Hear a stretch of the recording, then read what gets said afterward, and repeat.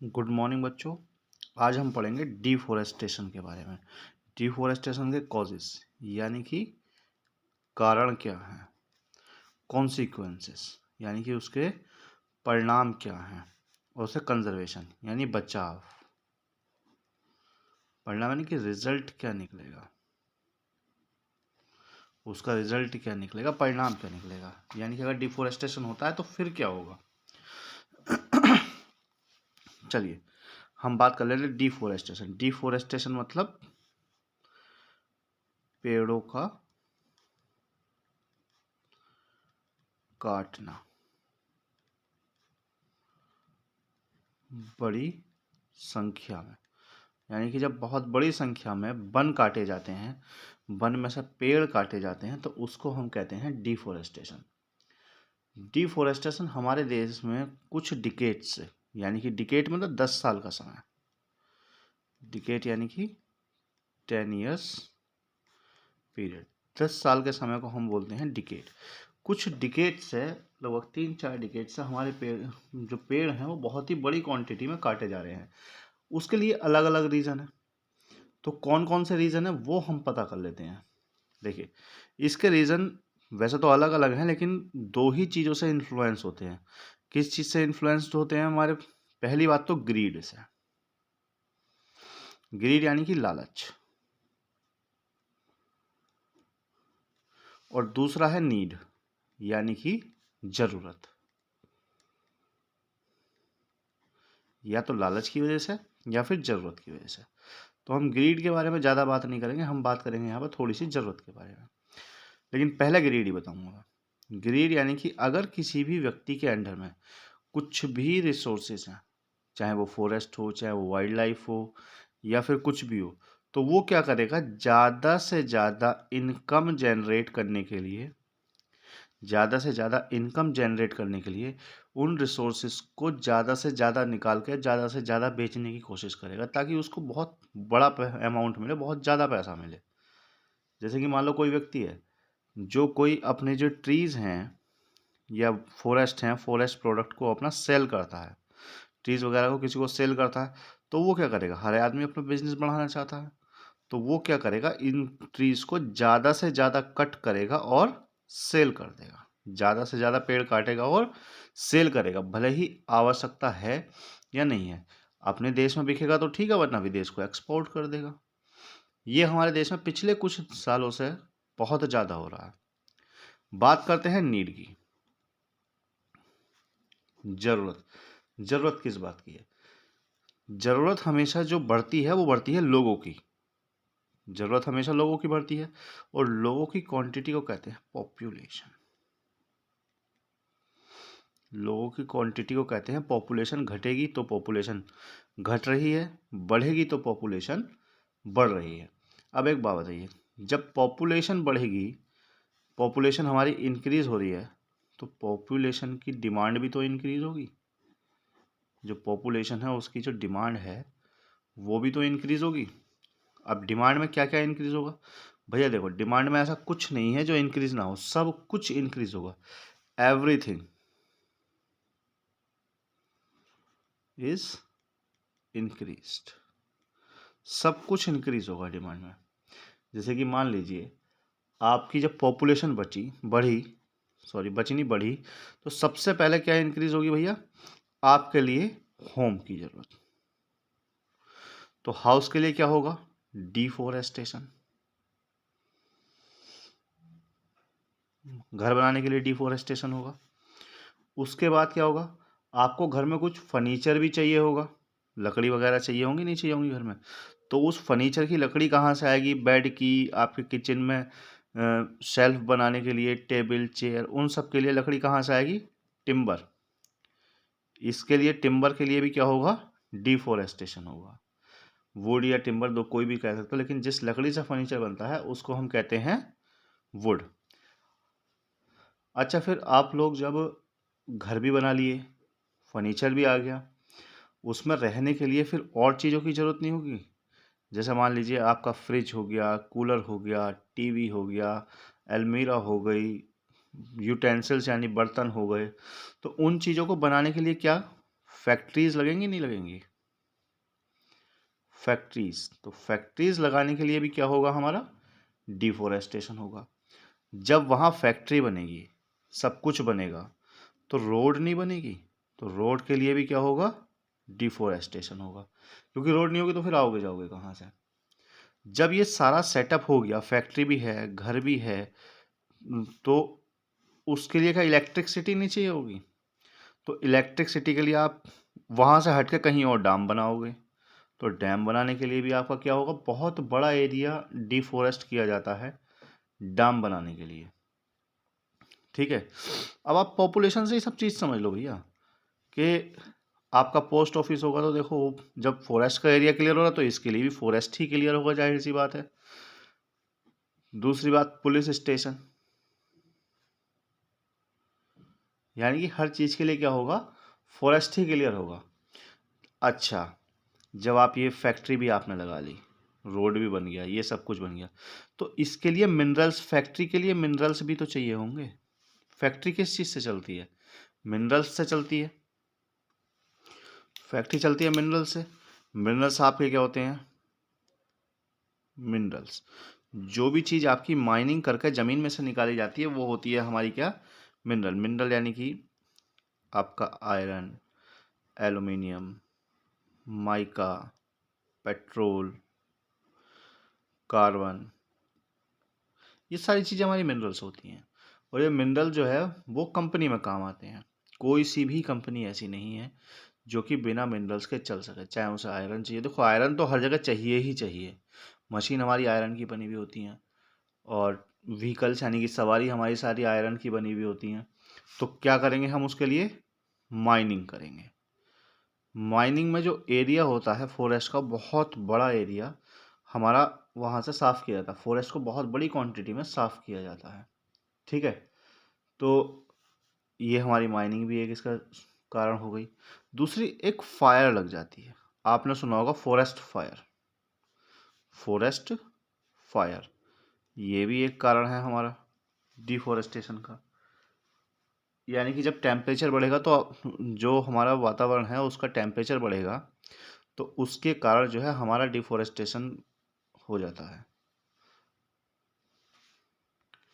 अब बात करते हैं हम इसके कॉन्सिक्वेंसेस, यानी कि इसका रिजल्ट क्या होता है। अब हमारे हैं कॉजेस। कॉजेस को समझने के लिए बताना पड़ेगा पहले। देखिए, हमारे ये हो गए फॉरेस्ट, ये हो गए हमारे एनिमल या फिर ह्यूमन बीइंग। फॉरेस्ट या फिर ह्यूमन बीइंग, यहाँ क्या है आपका, फॉरेस्ट हमें क्या देते हैं, हम पहले बात करते हैं क्या, फॉरेस्ट हमें देते हैं सबसे ज़्यादा ऑक्सीजन, क्योंकि बाकी सब चीज़ें हमें टिम्बर दें, मिनरल दें, या फिर जो भी दें, वैक्स दें, रबर दें, लाख दें, हनी दें, ये शहद वगैरह भी हमें फॉरेस्ट देते हैं। लेकिन इनके अलावा एक चीज़ ऐसी है, ऑक्सीजन, जो अगर हमें बिल्कुल नहीं मिलेगी तो 10 मिनट के अंदर सब खत्म। बाकी सब चीज़ों के बिना जिंदा रह सकते हैं, लेकिन ऑक्सीजन के बिना हम जिंदा नहीं रह सकते। हम फॉरेस्ट को देते हैं क्या, carbon dioxide. Carbon dioxide forest जो है अपने फोटोसिंथेसिस में यूज़ करते हैं। फोटोसिंथेसिस यानी कि अपने खाना बनाने की जो प्रक्रिया है उसको हम कहते हैं फोटोसिंथेसिस। ठीक है, अब मान लीजिए आपने क्या करा, ये जो आपने ट्री है ये काट दिए, ये ट्री है आपने क्या कर दिए, काट दिए। अब यहाँ से रेगुलर कार्बन डाइऑक्साइड तो आ रही है, लेकिन ऑक्सीजन की जो क्वांटिटी थी उसमें थोड़ी सी कमी आ गई, थोड़ी सी रुकावट आ गई है। तो क्या होगा, कार्बन डाइऑक्साइड आपकी क्या होगी, कार्बन डाइऑक्साइड लेवल आपका इंक्रीज हो जाएगा। जब कार्बन डाइऑक्साइड लेवल आपका इंक्रीज हो जाएगा तो क्या होगा, टेम्परेचर राइज हो जाएगा, टेम्परेचर राइजेस। आ गई वो ग्लोबल वार्मिंग वाली बात। जब टेम्परेचर राइज होगा आपका तो उसका रिजल्ट क्या होगा, गर्मी बढ़ेगी, यानी इवेपोरेशन बढ़ेगा। इवेपोरेशन बढ़ेगा तो क्या होगा, हमारा जो वाटर टेबल है वो लोअर हो जाएगा, क्योंकि धरती से पानी ऊपर जा रहा है ना, टेम्परेचर बढ़ गया तो इवेपोरेशन ज़्यादा हो रहा है। इवेपोरेशन जब ज़्यादा हो रहा है तो क्या होगा, हमारा वाटर टेबल यानी कि जो धरती का अंडरग्राउंड वाटर है, जो नल में जहाँ से पानी आता है, वो क्या होगा, वो नीचे चला जाएगा। अच्छा एक बात बताओ, जो हमारे जानवर हैं वो कहाँ रहते हैं? वो हमारे जानवर जो हैं फॉरेस्ट में रहते हैं। तो जानवर हमारे फॉरेस्ट में रहते हैं और आपने मान लो इतने एरिया में जानवर रहते हैं और आपने फॉरेस्ट काट दिया, तो वाइल्ड लाइफ यानी कि जंगली जीवन, जंगल जीवन, वाइल्ड लाइफ कहाँ रहेगा फिर? वो डेंजर में आ जाएगा। डेंजर, वो क्या होगा, खतरे में आ जाएगा। जो आपने सुना होगा कई बार, आपके घरों के आसपास शेर आ गया, चीता आ गया, गुलदार आ गया, क्यों? क्योंकि वो रहते हैं जंगल में और जंगल आपने काट दिए। जब जंगल आपने काट दिए तो फिर वो इधर उधर ही भागेंगे और इधर उधर भागेंगे तो फिर आप लोग कहते हैं कि भैया जानवर हमारे क्षेत्र में आ रहे हैं। ठीक है, तो ये हमारी गलती है, जानवरों की गलती इसमें नहीं है। इवेपोरेशन होगा तो हमारा जो इकोलॉजिकल बैलेंस है, ठीक है, वो डिस्टर्ब हो जाएगा। Disturb the ecological balance.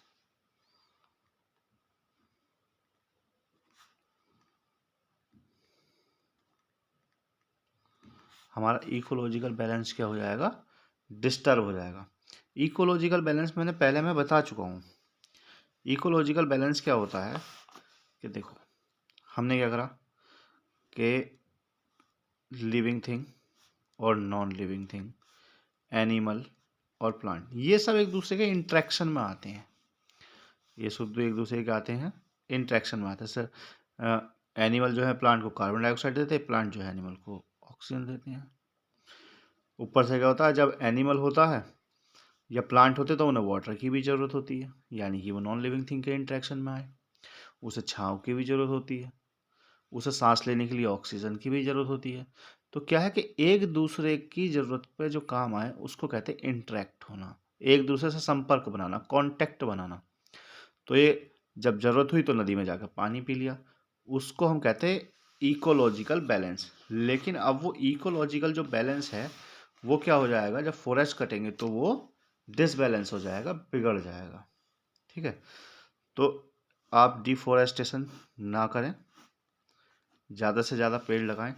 अब हम बात करते हैं इसके कंजर्वेशन की, बचाव की। कंजर्वेशन कैसे होगा, यानी बचाव कैसे होगा, यानी फॉरेस्ट ना काटें। फॉरेस्ट को दोबारा से, आप ऐसा भी समझ सकते हैं कि भाई जो फॉरेस्ट कट गए उनकी वजह से हमें दिक्कत है, तो फॉरेस्ट दोबारा से कैसे लगाएं, कैसे? एक तो क्या है, जो हमारे लोग हैं वो ओवर ग्रेजिंग करवाते हैं। ओवर ग्रेजिंग यानी कि ग्रेज मतलब ढोरों को चुगाना, चराना ढोरों को खेतों में। तो वो क्या करवाते हैं, ओवर ग्रेजिंग करवाते हैं। तो हमारे ज़्यादा से ज़्यादा क्या ध्यान दिया जाए कि एनिमल्स को ग्रेजिंग तो करवाएं, मतलब चुगाए तो, लेकिन ज़्यादा ना चुगाएं, जितनी आवश्यकता हो उतना ही बस चुगाएं। दूसरा, plant the trees and sapling. Sapling यानी कि छोटे छोटे पौधे। आपको ज़्यादा से ज़्यादा क्वांटिटी में पेड़ पौधे जो हैं वो लगाने चाहिए जंगल में। किससे ज़्यादा, जितने काट रहे हो उससे ज़्यादा हमें लगाने चाहिए। क्योंकि देखो हमने क्या बताया कि पेड़ हमें बहुत सारी चीज़ें देते हैं। जैसे पेड़ हमें क्या देते हैं भैया, हनी देते हैं, हमको टिम्बर देते हैं, हमको रबर देते हैं, हमको लाख देते हैं, हमको हर्ब्स यानी मेडिसिन देते हैं, मेडिसिन भी लिख देता हूँ। हमें बहुत सारी चीज़, तो देखो काटना तो पड़ेगा, लेकिन जितना काटते हैं उससे ज़्यादा हमको वहाँ पे बोना भी चाहिए। जितना हम फॉरेस्ट से लेते हैं, हमें खाली फॉरेस्ट से लेने ही लेने का काम नहीं, फॉरेस्ट को देना भी कुछ ना कुछ चाहिए। तो जितना ले रहे हैं उतना हमको फॉरेस्ट को देना भी चाहिए। सबसे बढ़िया रीज़न क्या होगा हमारे फॉरेस्ट का, कि हमें अपनी एजुकेशन में इसको शामिल करना चाहिए। एजुकेशन में बच्चों को बताना चाहिए, प्रैक्टिकल तौर पे करके दिखाना चाहिए। गवर्नमेंट को नई नई स्कीम चलानी चाहिए। जैसे एक स्कीम भी है हमारी, क्या, वन महोत्सव। वन महोत्सव, इसमें क्या है कि बहुत बड़ी क्वांटिटी में जो आदिवासी लोग होते हैं, जो गवर्नमेंट के लोग होते हैं, जो वनों में रहने वाले लोग होते हैं, वो सब मिलके क्या करते हैं, सीडलिंग यानी कि बीज बोते हैं पेड़ों के, ताकि फॉरेस्ट की जो क्वांटिटी है वो और बढ़ सके। ठीक है, और क्या है, डिफोरेस्टेशन जो होता है हमारा, फॉरेस्ट जो हम कहते हैं, डिफोरेस्टेशन डू ओनली